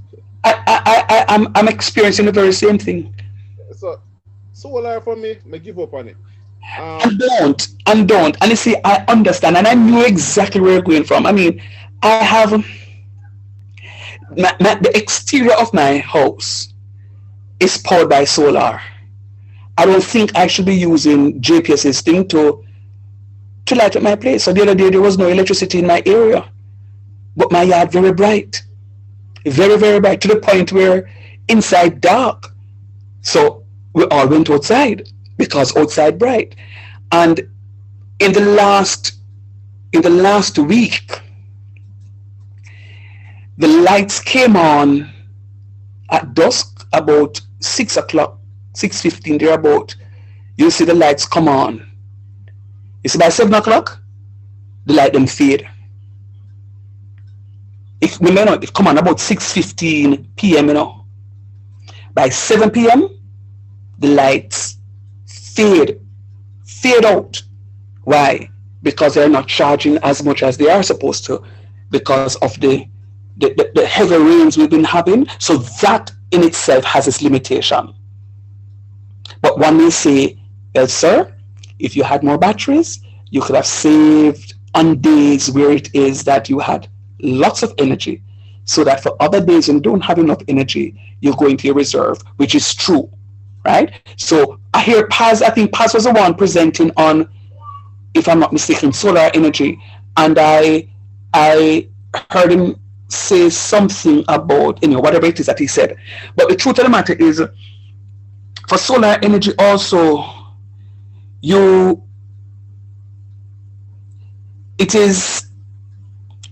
it can be costly for installation, but over time you should see the savings. So what people normally say is, if you're putting in, and it depends on what it is that you have to power. So if you're not using an air conditioning unit and only using fridge and light, you may be able to get 2 panels and a battery. So if you have like a television, a refrigerator, you go to work, and the refrigerator is going to run 24/7, of course, and you don't have to run the refrigerator 24/7, because what you can do is have your refrigerator chip out like about 11 o'clock, and then make it come back in at about 5 o'clock at the same time when you are asleep, so you're not losing any energy from the refrigerator because they're not opening. That don't work with me here, because at 2 o'clock meeting in my fridge, our secret. All right, but I still have a system like that. So what it is, at nights at about 10:45 thereabout, my refrigerator turns off. No light at all. It's not pouring on at all, and the energy, the coolness in there is keeping the stuff good. Mark you, in the mornings the ice is not melted. Trust me on that. And by about 5:45 in the morning, the refrigerator chips back in. So my refrigerator does not run 24/7. All right. So in a system like that, you could get 2 panels and a battery, because days when it is that you have a lot of energy, you can store those. Now, if you move to working from home, where the fans are going to be on for a good 8, 9, 10 hours of the day, you are going to need more batteries, more panels in order to store it. So yes, I agree, it can be very costly for installation, but over time, you should see some savings. So you may get a battery initially, and then you go ahead, Papa. So I disagree with you one more time. Okay, go ahead. So several factors. Mm-hmm. All right. So you understand that when a motor is starting up for the first time after it uses a lot more energy. Exactly. So I can't really fathom the idea or accept the idea that I'll be saving in that regards. What I have proven is that when I start my fan and I leave it to run, I burn less current. So that is the first point. The second, the notion that you save with solar is ludicrous, because once you purchase an additional battery, you have to upgrade. Oh, absolutely. So you spend more each and every time. If you are going to install an air conditioner, you have to upgrade. And absolutely. If you are upgrading the air conditioner, you have to upgrade. Oh, absolutely. But Mikey, I agree with you now. But I agree with you now. But 2 things though. Let me go back to the first point before I come to the second point. The first point you made is that, and I agree 100%, when you just start up, you use much more energy, right? But the energy that you are going to be saving from not using the fan in the day could compensate for your startup energy, because I agree that if it is that you are running the fan without turning it on and off, that yes, you are saving energy. But if you are also not using the fan, the startup for you to turn on the refrigerator when it chips in, it compensates.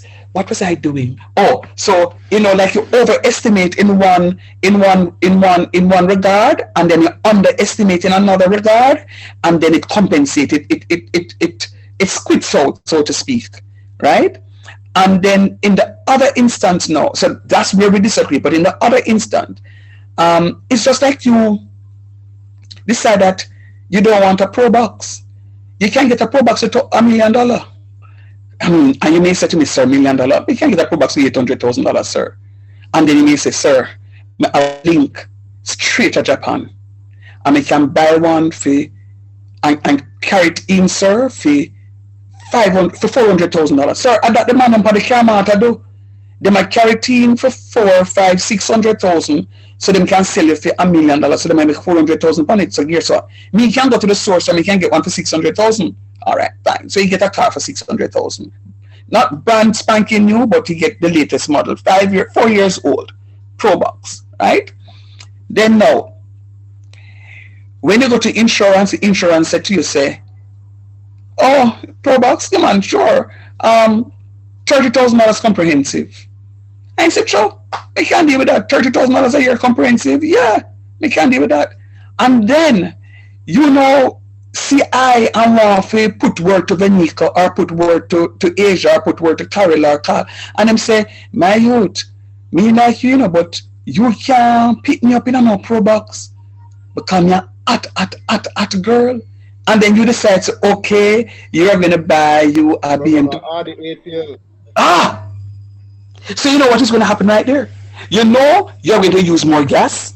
One. Two, you are going to pay more insurance. So if your lifestyle changes, expect that it's going to come with some cost. One quick example. A couple years ago, before COVID, about 2018, 2017, the family went to Florida, as we normally do, and did all the rentals from out here. And when we got to the airport, the lady looked at me and said, nah, with so many of you, that car that you have won't work. I said, but it says that it's a X number of seater. Said, yeah, but it really and truly the storage. Now, if each of you carry 2 pieces of luggage, it's not going to hold. And I was like, oh crap, that really not going to work. And she said, you need to upgrade. So I said, do you have a free upgrade? Not quite. It's going to cost you X amount of money. And I felt a lump at my throat. And anyhow me this swallow, the eye water that come. And I said to the lady, I said, but miss, me not reach in no country good yet to start shopping. And you want to suck out 200 and plus more US dollar out of my pocket? You're shorting my money. And she said, well, you want to be comfortable or you want to be squeezing? No, granted, it wasn't COVID, as I said to you. And I said, you know what the heck? Now, when I go around there, if I go pick up this vehicle and I see how big the vehicle is, me say, Papa Jesus, me dead. You know why I say me dead? Gas. Because I was looking for something that was more fuel efficient. Now, the bigger the vehicle, the bigger the amount of more gas you use. So I agree with you, Mikey, but you also have to agree that if you are going to increase the usage on your property, that you also have to increase your storage. True or false? Well, that's true. Yeah, man. Yeah, man. Yes, sir. If I did connect to JPS grid, I wouldn't have to increase no capacity. But you get end up paying more. That's the point. True or false? You end up paying more because you're going to be extracting more kilowatt hour from them. You know when COVID, I have to take time talk. You know when COVID just came, I really wasn't doing well with my electricity. You know, I used to move from like about 100 and something kilowatt hour per month to sometimes 300, 400 kilowatt hours per month. You know why? Everybody's at home. Everybody have them computer out. Everybody have this. Everybody have them own fan because the place is hot. And of course, there was no aim in turning on no AC because they can't afford it. So everybody had their personal fan. So in one space, everybody had their personal place. And then now when me start teach, me have fan on, me have devices on. So at the start of it, I really wasn't doing well. And then now when I was complaining about an almost $20,000 worth of electricity bill, and I was talking to my colleagues and say, shut up your mouth, because my bill came to $25,000. And some others saying my bill came to $200 shy of $30,000. So I really wasn't doing well. And why? Because my usage went up. The same number of people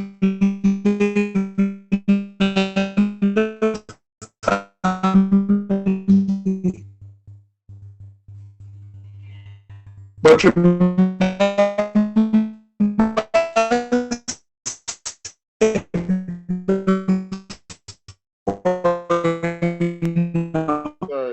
internet is off, fragmented. your hands. My internet is unstable. Are you hearing me? Yeah, Are you hearing me? Right. Okay. Right. So you go to the bathroom, you wash your hands, your number one, your number two, all of that you transfer to your workplace, but you are not absorbing all of that. So the thing, so which is why me did very upset with these organizations that wouldn't even give a little compensation to their staff. Where we're going with all of this conversation, we're talking about energy. We're talking about energy. So if your company, if the company that you are so employed to is now saving because you are not at the physical plant, but you are doing their work remotely, they would have seen a reduction in their bill. What the man them should have do is say, here the plan. We see a $500,000 reduction in our monthly electricity bill, you know. We could save $400,000. And we could use $100,000 and give each person $500 for put towards them light and them water. I think people will be more appreciative of that. But the company say, business now going good. We are maximizing all of this. So give and take that, yes, there are limitations, and yes, there are limitations with the solar panel. Because when one of the cells go bad and you're not picking up any energy from that, why am I not getting enough thing from this thing? So you have to be monitoring it to see exactly what is that, to optimize it. You may have to well, it depends on how it is that your panels are located. You may have to rotate so it is that you can, so it's a whole lot of things. So yeah, so good. So we can say to the government of Jamaica, the question won't be the advantages and disadvantages of using, say for example, well, if the question comes as the advantages and disadvantages or the limitations in solar over geothermal, we can debate the two, right? But of course, the geothermal is a very good option. Yeah. The only thing for me, is just really land space. It's really for me land space. Because it is renewable. The limitation for me, the overarching limitation for me with solar is, as Michael clearly outlines, and it's something that I personally am facing, is, as I said before, when I go outside, I don't have much charge in my light source because we don't have any. Today is a good example. So it rained last night. Got up this morning and there was a little sunshine. By about 10 o'clock, 11 o'clock, the place was bleaky. By 1 o'clock, I heard droplets of rain. Then the sun came out, just one little poops. And by the time I look, it was evening. So I'm positive again, if I were to go outside now, outside is dark. Mark you, I did not disconnect the JPS's connection. So I still have outside light bulbs. It's just that we don't turn them on because I had in my headspace, what if there's hurricane and there is no sunlight? But you have, say for example, a generator. You can power your stuff, and you can say, "Oh, sir, how can you be teaching us about conserving and talking about generator? Do you know the effects of generator, the gases produced, and how dangerous it is, so forth and so on?" Yeah, we know all of that. Okay, fine. So we'll talk about two. Is there any other that you could say to the government of Jamaica? Is there anything else that you because you might also alternative sources of energy, So we talk about two. What other alternative source of energy we could talk about? Say, I want you to give me about four. What other alternative source of energy we talk about? We talk about geothermal, we talk about solar. So hydroelectricity? Hydro is good. And Jamaica is supposedly the land of wood and water. Oh, thank you. So before I go to hydro, Asia, one of the things that is very important, and each presenter reminded the class tonight about it. How long fossil fuel? What are the conditions of fossil fuel? I think Paz was the one who spoke about this at first. What are the conditions about fossil fuel? What are the conditions for it?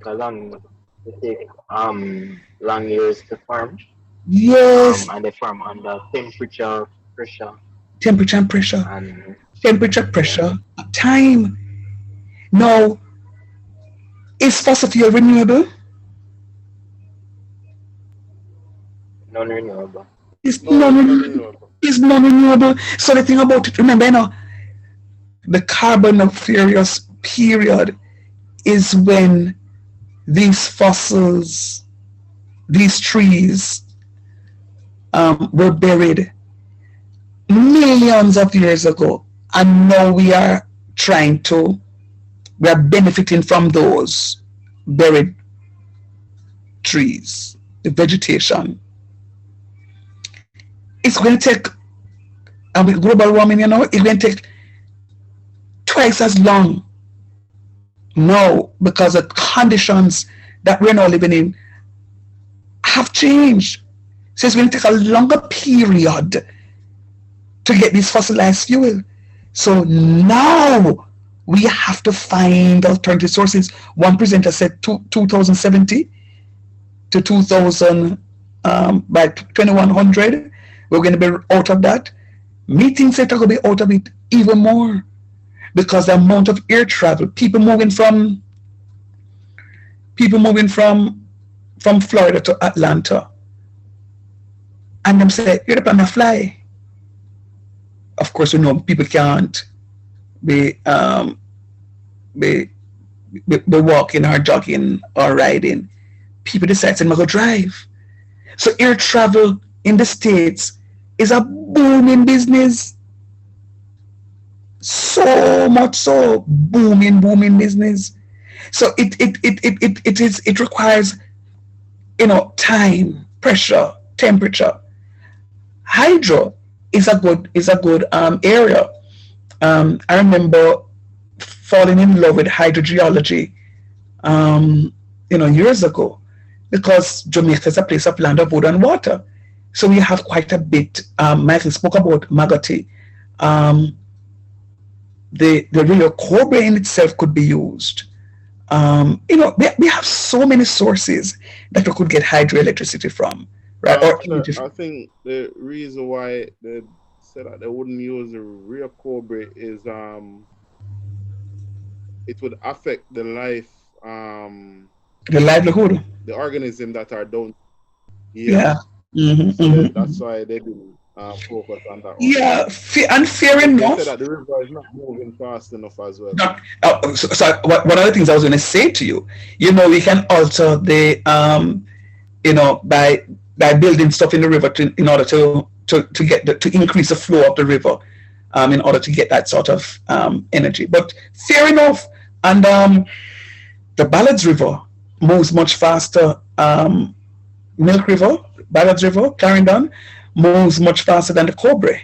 So you can get energy. The point I'm making is we have reach falls, we have yeah, go ahead. Another factor was that throughout the year the rivers, they are not fed. Yeah, that's true. That's true. So that's why they that's true.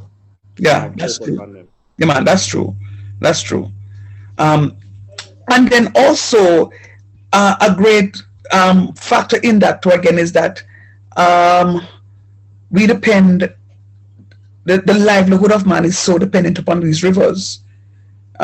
We depend upon them for recreational activities. We depend upon them, for fishing.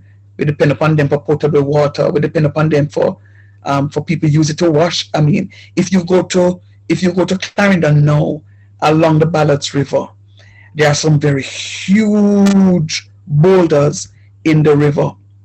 Well, up to the time when I was doing work there, huge. When I say huge boulders in the river, and people used to just sit at one side, wash, and then just sit, wash and rinse at the same place. So of course you know that you're polluting the river, don't it? Yeah.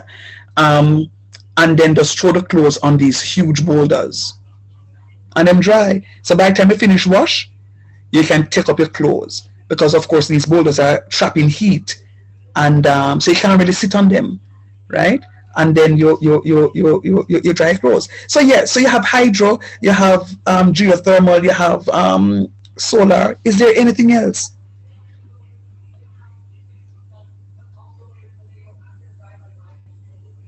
No, just wind.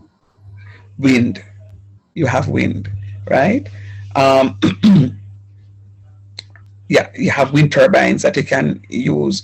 I think, correct me, the one in Monroe is a is a wind turbines on there, don't? Yeah, Monroe has a lot of wind turbines. Wind turbines, right. Or it has a lot of wind turbines as well. Right. So we can utilize wind. So you have enough examples of alternative energy sources to make more or to reduce the dependence upon fossil fuel. In any organization, as a geologist, you go, and remember we're only doing an introductory course to geology. In any area you go to, you're going to get questions on things like these. You're going to be called upon to make presentations. What was good for the presentation, again, is you talking about, or the class rather, speaking about the formation of fossil fuel. But also, you can't talk about fossil fuel without moving into, we call it now, alternative ways. Finally, so who was it? One of the presenters spoke about, walking more, riding. What other ways we can use? Carpooling. We can carpool. Very good. What other ways? But let me ask a question now. In the COVID, so anybody that really carpool with people? I'm just asking. I'm not saying it's a right or wrong answer. No, not carpool with nobody. With close friends or relatives. With close friends or relatives, but so what about your neighbor? What about your neighbor? So you and your neighbor work in New Kingston, different buildings, but New Kingston. You wanna say, okay, let us. But we leave work around about the same time. We don't have no life, so we go to school, rubbishness. We go to work and we come home. So Mikey keeps saying no. So you want to say, okay, you drive today, we drive one car today, and we alternate the drives because we're not so we're gonna have nothing to do. So Mikey, you're gonna say no, you're not careful. No, not that. Okay, why? Give me one reason why. I just don't like people like that. That's not even a good answer. I pray for you. Yeah, but carpooling is a good option. One of the things that I totally dislike is that you have a family of sometimes 4, and mother, father, daughter, son, and the 4 of them driving out. And guess what? Sometimes one passes the workplace of the other, and everybody have their own stuff, and some people leave and come home and then go back to work, and it's just using a lot of energy. So for me, which is why these very highly developed countries must have a good public transportation system. And I remember Mr. Rukud and myself went to, oh Lord, a math conference in Colorado. Oh Lord, that place was mountainous and it was cold, and I would live there. No, I wouldn't live there. It was so high. The altitude caused me to have a terrible nosebleed that was very frightening because it just wouldn't stop.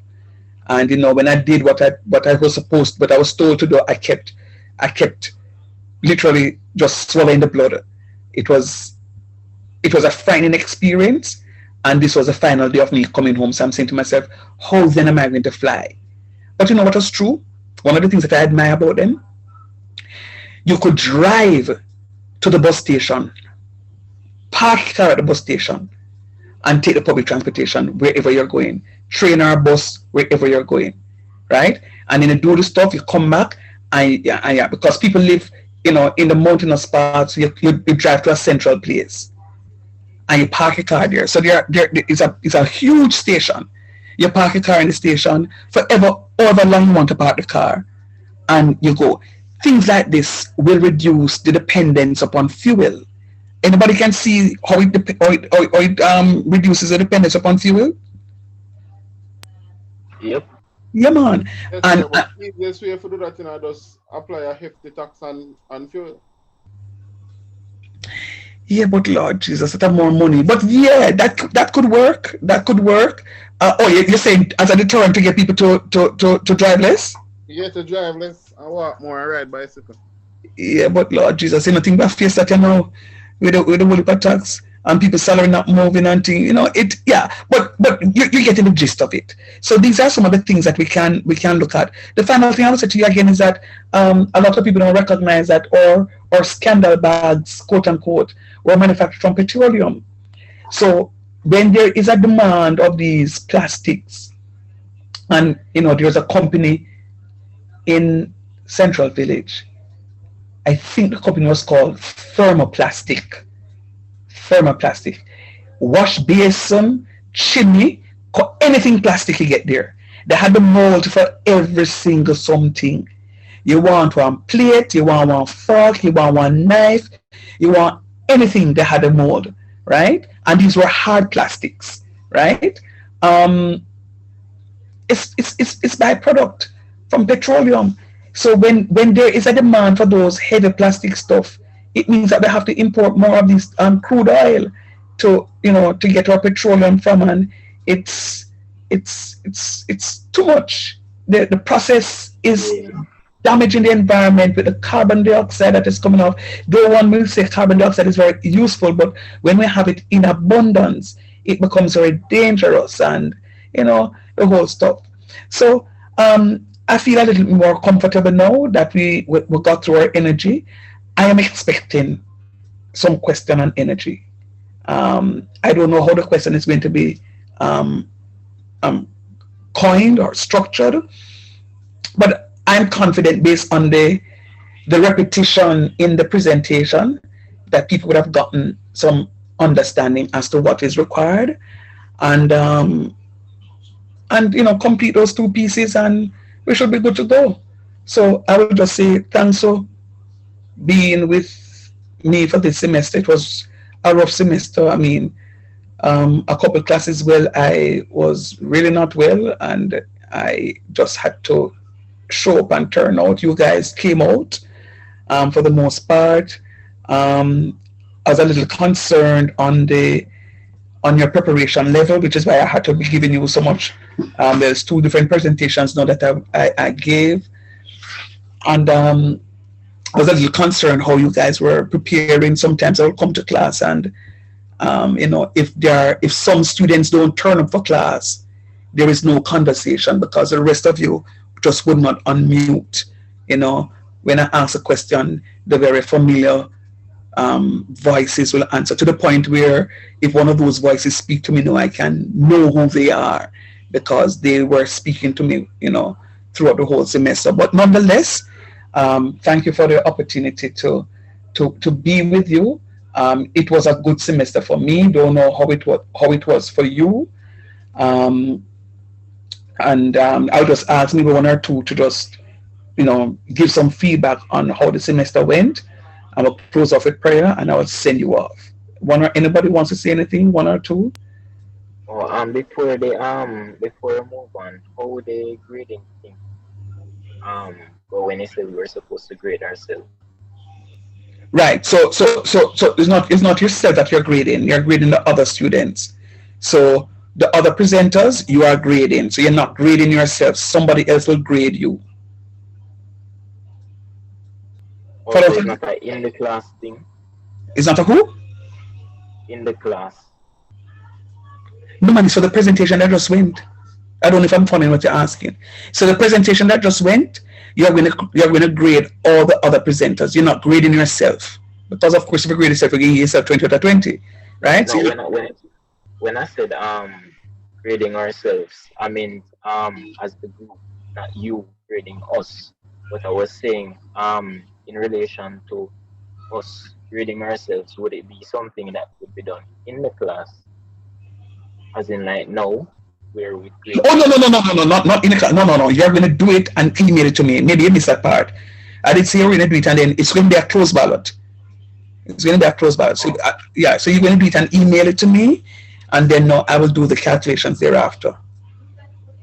All right. So Google form or something? No. I mean, you say just as how I have it there, with the presentation, the 4 things with the 5 marks, you're gonna put, you can even do it in WhatsApp too if you so desire. You put 2 out of 5, 3 out of 5. So you copy the thing, and you could put 2/out of 5, 5 out of 5. And then at the end of it, you can say 15 out of 20, 20 out of 20, whatever the situation. So you can even do it in WhatsApp. So what I gave you just now, you can copy it and just do it like that and send it in WhatsApp. You don't have to put it in the group because you don't want people to say, look, me and her friend and she gave me 10 out of 20. You send it directly to me so I can extract that information. You follow what I'm saying? All right. And what if like based off of you listening to our presentation for each person, right? What if you feel like the grades are not just? What if you feel that the grade is not just?